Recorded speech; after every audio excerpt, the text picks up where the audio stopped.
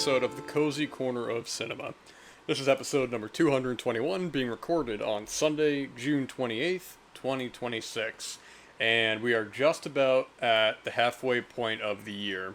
Saw the last batch of new releases this past weekend, so now feels like an appropriate time to talk about 2026 in retrospect, now that I'm through with the 20 favorite films, my 20 favorite films of the 21st century so far. Can actually talk about some of the films of 2026, some of which I've talked about in the show, some I've not, in terms of highlights of the year so far. There's been a couple of films that I haven't had either an opportunity or haven't watched yet. There's only a couple. I think it's about 4 or 5 or so. And I think they're all actually available to watch, so those will be watched at some point in due time. But I was kind of highlighting before, 2026, I haven't really had any overwhelmingly strong opinions, positively or negatively, about in retrospect in terms of the films. There hasn't been a wave of great films, and there hasn't been a wave of terrible films. I've seen great films this year, which I'll talk about, and I've seen terrible films this year, which I won't talk about. But there's been a lot of stuff that, for the most part, I've really kind of fallen ambivalent to, I guess, somewhat negative on. And I think that's an issue of perhaps maybe a lot of the big 3,000 theater movies that are being released. I've seen right now 130 films in theaters this year, including retro watches and a handful of short films as well. And I've noticed that, yeah, a lot of the bigger movies I just have not been responding to. There's been a couple that have been critically acclaimed, that are getting a lot of talk, and I just haven't been on the boat with. I think I have a good taste. I think I have a good sense of the taste that I like, in terms of knowing whether or not I'm going to respond or not respond to a film. But I like to still see a good variety of the bigger movies, and then some stuff that maybe wasn't getting as much attention. And that's kind of where my list is here, because right now I have my in-progress list of my 50 favorites of 2026 so far, and I only have 28 films on the list, which I guess isn't too bad, but given that we're 6 months in and there's only 28 films that I actually liked, or really liked, I should say, is... I don't know. I don't know what I probably should have went back a year to see how many I had halfway through 2025. Excuse the pauses. I have some water here. It's a very hot day. It's 80-something in here. I got the ACs running. I got the dehumidifier on, actually, to keep going. I got the fan on in this room. We got to make sure the cats are okay. Surrounded by all these films. Boy, oh boy, it's just a true mess in here, but this will all get done in due time, all the organizing, all this stuff, and on a hot day, the motivation starts to wane. But anyways, it was done before. So yeah, I've only seen, in terms of negative, in terms of films I really didn't like, I've seen a couple of movies that I thought were really bad. And I won't talk about them. I'm not gonna dog them. I've seen maybe a handful, maybe 5 off the top of my head. Because I'm looking at my list here of my 2026 watches, and yeah, I got 1, 2,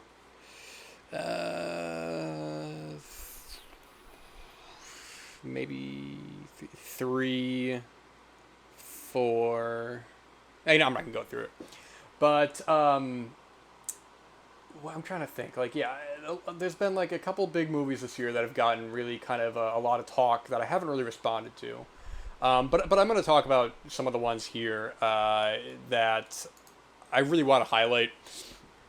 The ones I want to mention first, at least, are ones that I believe will be on my end of the year favorites list overall, because towards the end of the year I always had to go through and look up lists of people who write about films that went under the radar or weren't as seen, and there was a lot of stuff last year that I really came across in the last month or so that were really exceptional, and ended up making my either my favorites list or my extended list.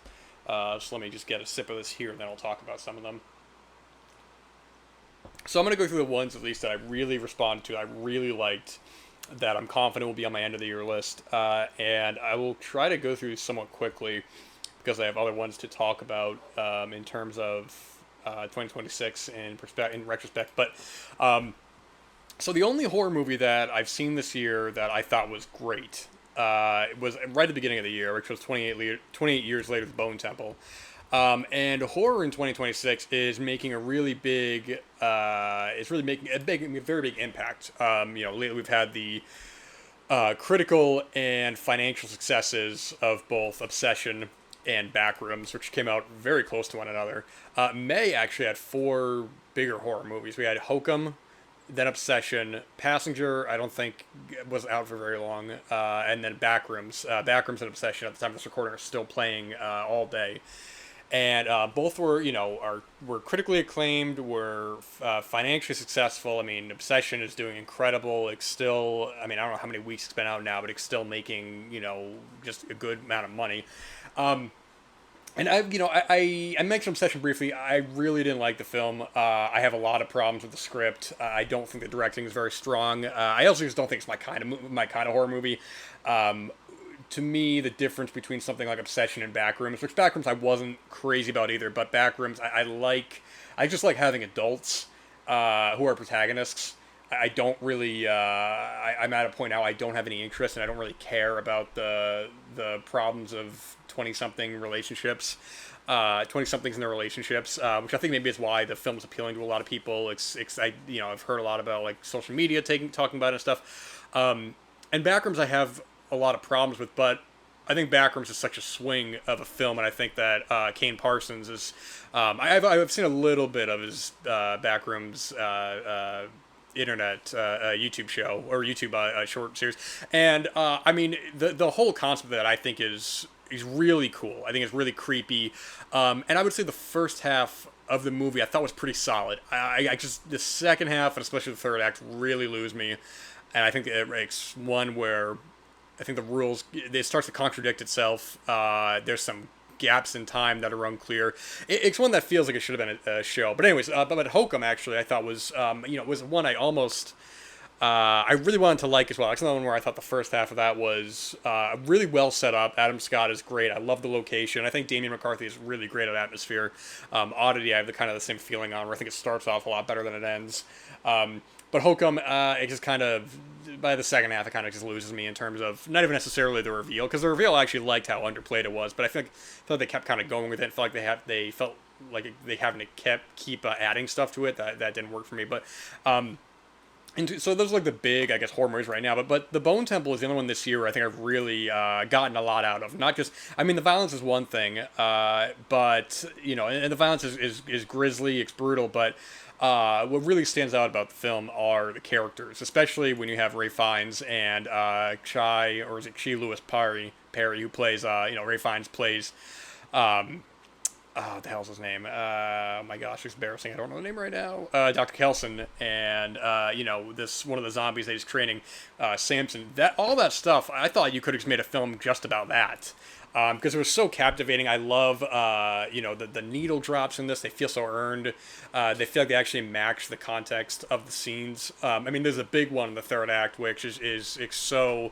I mean, I don't really rewatch a lot of contemporary films, but this was one that, for whatever reason, I just wanted to rewatch. I saw it pop up on Netflix, and I said, I actually would like to watch that again. And on the second viewing, I just got so much more out of it the second time. Just really emotionally involved. Jack O'Connell is great in the film, playing the leader of the satanic kind of group. They're all like misguided.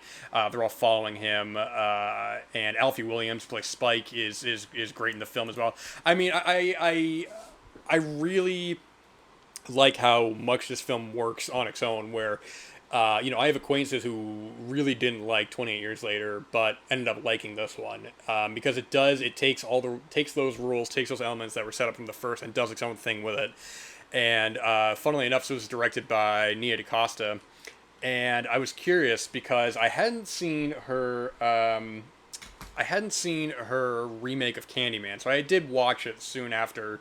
I don't know if it was after I rewatched this or before it, but which I don't think was very good. In fact, the script definitely felt like there was something missing. But I the directing in that was very good. I think she's a very good visual director. And here, I think Alex Garland's a great writer.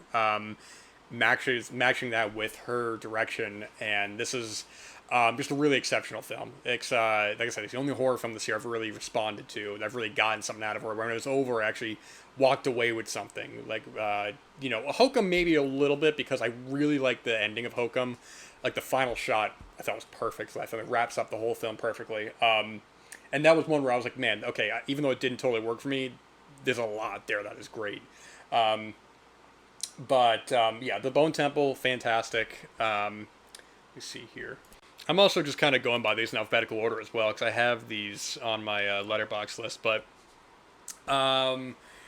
it's hard to say favorites because that's why I put these in alphabetical order to not put one over the other. But if there was one that was maybe leaning towards being my favorite of the year right now in terms of what I've gotten the most out of this year was, let me get the IMDb up right here, which I know actually I'm not going to have enough time to talk about all of these, so I'm going to try to run through this quick, is directorial debut, but from Sophie Ramvari.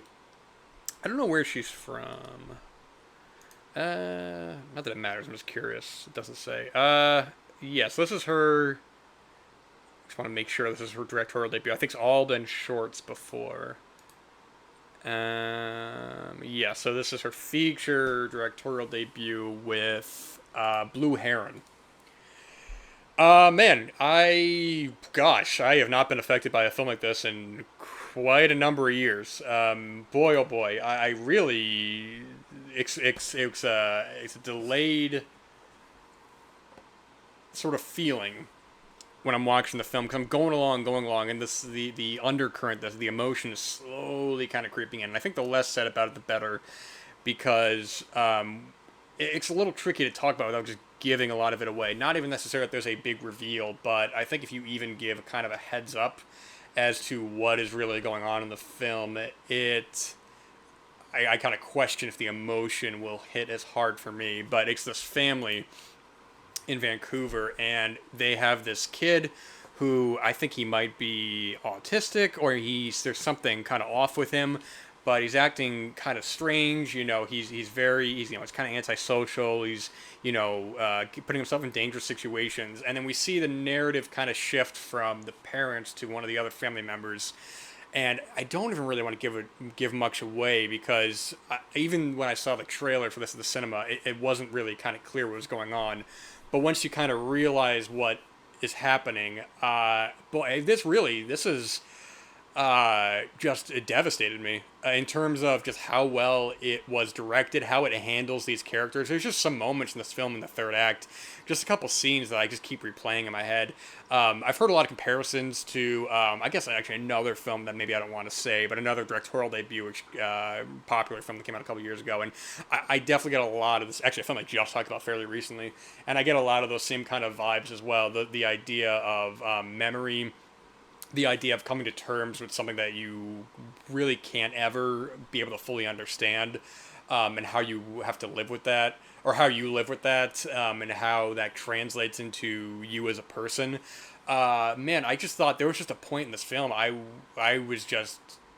couldn't take my eyes off the screen. I was so into where the film goes to. These actors, I don't really know who was who in the film, but the main actor who plays the kid, the son, he is great. I don't think he has any dialogue in the film, or maybe if he has any, it's a little bit. But this is one of the most impressive feature film directorial debuts in a number of years. I'm trying to be intentionally sort of vague and coy with a lot of it. But if there was ever a film right now that I would steer towards being my favorite of the year, and just what I'm looking for in a contemporary film in terms of just the maturity, the characters, the quiet drama of it. I am just so, this is so more my thing than, gotta fly around space and you gotta, have these big explosions and all that stuff just gives me a headache. I don't care about any of that stuff. It's just not for me. Moving on from there. The Christophers, new Steven Soderbergh film. Steven Soderbergh back again with this new film with Ian McKellen and the actress whose name I do not remember. What is her name? I don't. I'm gonna say this incorrectly. Is it Michaela Cole? Michaela? She was also in Mother Mary from this year. Great film. Steven Soderbergh, he's been on a roll those last couple. I talked about Presence, which I really liked, and Black Bag, and man, this was great. It's a great back and forth between this older artist, played by Ian McKellen, and he has a bit of a controversial past. He's spending his days in his loft doing these what is that called? Cameos, where it's like the app where you pay a celebrity and they like say happy birthday to you or something like that. Anyways, that's where he's doing these days. He's really kind of he's sitting on all this artwork. Basically, I don't know how much the trailer gives away, so I guess I'll be kind of vague about this as well. But Michaela Cole's character is hired to go see him. She has her own kind of past with him, and these unfinished paintings called the Christophers, and she is really the center of the whole film. The way that she is able to, in these different situations, put the ball in her court where somebody wants her to do something, she's able to kind of take that and throw it to them. And the way her relationship with Ian McKellen and how that evolves, how natural it feels, where she has a lot of animosity towards him with his character, which they're a little vague on, but they go in enough where he's gotten in trouble for some of the comments he said in the past and some of his things, but the way their friendship kind of blooms, but never feels like the characters have to tell you how they feel. This is written by Ed Solomon, because I don't know how many of Steven Soderbergh actually writes of his own films, but it's funny looking here at his filmography, because he wrote one of his last films, No Sudden Move, from 2021, and then he wrote stuff like Now You See Me 1 and 2, and Men in Black, and Charlie's Angels from 2000, and he wrote I think you were Bill and Ted. Yeah, that's which is just wild. It's a strange filmography right there, but it's great. Big fan of this film for sure. Let's see, moving on here, because I'm trying to look at the time I got here left. I don't have a whole lot of time left, so I'll be kind of brief with some of these. Because I want to mention some of these as well that may not make the end of the year, but I still want to mention. But continuing on with the ones that will select them at the end of the year. Gus Van Sant made a new movie that no one saw, Dead Man's Wire, and that's a shame because it was fantastic. It was great. This is his first film, I think, since Don't Worry, He Won't Get Far on Foot from like 2019. It's about a true story in the 70s. Skarsgård is taking this guy hostage. She's got a shotgun kind of wired to him. And we find out kind of what's going on with him, with the guy's related to someone who kind of screwed him over in a way.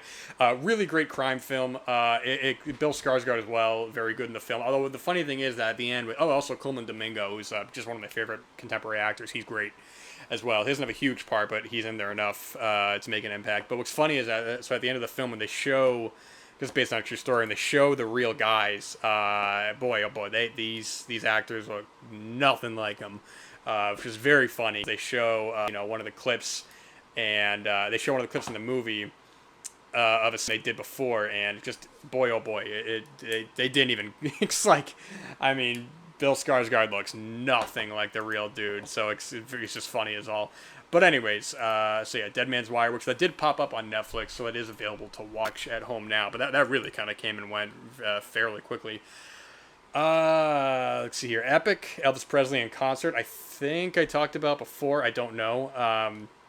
The concert documentary from Baz Luhrmann.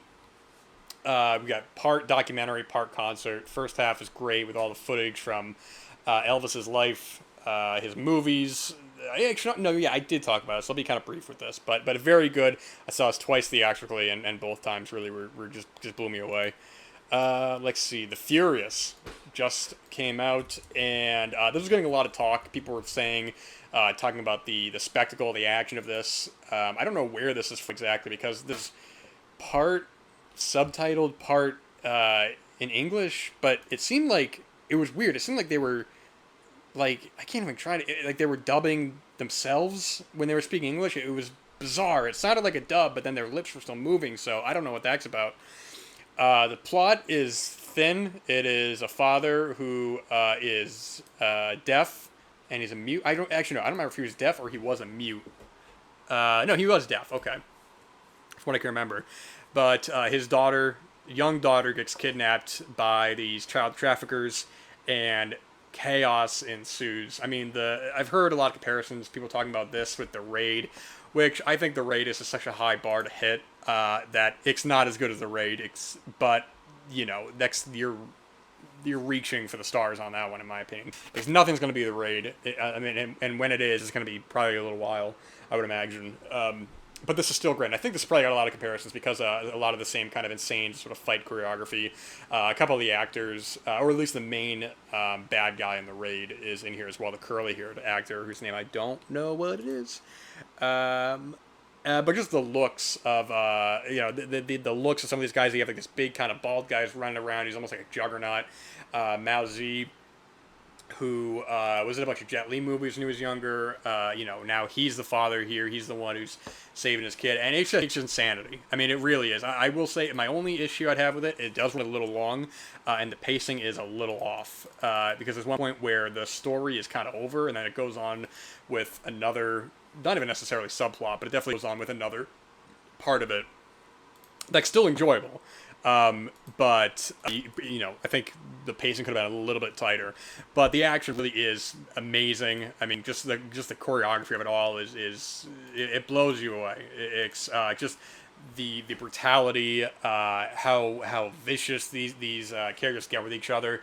It's a lot of fun. It's definitely an audience film because some of the moments in this of violence where people are just getting smashed on the head or hit with hammers, the audience were audibly reacting, and it's great. Really, really enjoyed this one.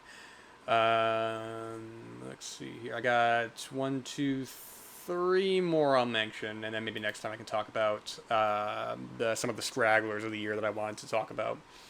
Because I got 3 more here that will make my end of the year list. The rest I don't know. Maybe actually, depending on if I can guess one or not.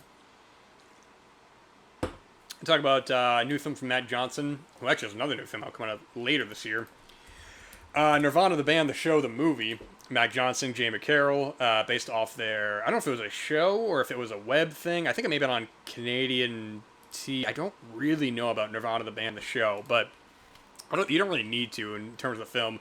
Matt Johnson, Jay McCarroll, they're trying to get their band. They're trying to get a gig at this club, the Rivoli, and through some circumstances involving orbits, the drink, they end up time traveling back to 2008, and they have to find their way back home and also get a gig at the Rivoli, and this is just so funny. I've been a fan of Matt Johnson's for a couple of years. Like I said, there's a really great debut of the Dirties. Then you have Project Avalanche and Blackberry, and this is just great. I mean, their natural back and forths are so funny. It's a mix between scripted stuff in their apartment and then a lot of stuff that seemingly improvised on the street. They're walking around this giant, like this roll of string, and you get, they're talking to some real people, and then some of it you think is scripted, and it starts to kind of blur that line between what is actually scripted and what isn't. But it's just so funny. The editing in this is great. There's just certain moments where just the camera is zooming in on someone's reaction, or them replaying footage later on in the movie. It's great. This is a great audience film as well. This is like a total midnight film. I'm curious what I'm curious about Tony, Matt Johnson's next film that's coming out later this year about the young Anthony Bourdain. The trailer really didn't look too promising, but I'm kind of going in with the expectation of with the idea of a Matt Johnson film. I think Jay McCarroll's doing the score for that as well. I think he's done the score for his films, to my knowledge. He had some involvement, I don't remember. But this was great as well. Let's see here. My mouse is messing up on me. That part of me trying to talk is staying focused on this, and then also getting my mouse to interact or cooperate the way I would like it to. Let's see here. 2 more films. Well, maybe 3 more films. New film by Christian Petzold. I've talked about how much of a fan I am of his work. blew me away with the film of Fire back in 2022, or was it 23? I don't remember. His new film, Mirrors Number 3, starring his regular Paula Beer. Exceptional. I mean, it's a film that is intentionally vague, but it's not even necessarily that it's reveal, more so that it's not a big reveal, where it's like, it's more about a character being left in the dark, but we the audience, basically, I think if you're waiting for something bigger to drop, it's really not that. Christian Petzold really is more just about, he's really about writing just really interesting characters, really contemplative morals, especially in something like in Phoenix. I recently watched Undine, which was great as well, with Paul Beer and Franz Rogowski. And here we have some of his regulars too, Matthias Brandt, who was in A Fire as well. He came in later in that film. But Paul Beer is great.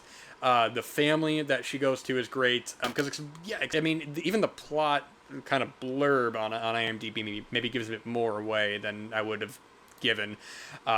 But it's just good. It's a good, good character drama. Her living with this family and sort of figure out what's going on with her own past, with what kind of led her there. Very mature film. Blue Hair, and this is really kind of the film I've been leaning more towards instead of like the big kind of loud movies. Just these really quiet, contemplative character dramas that I find so great.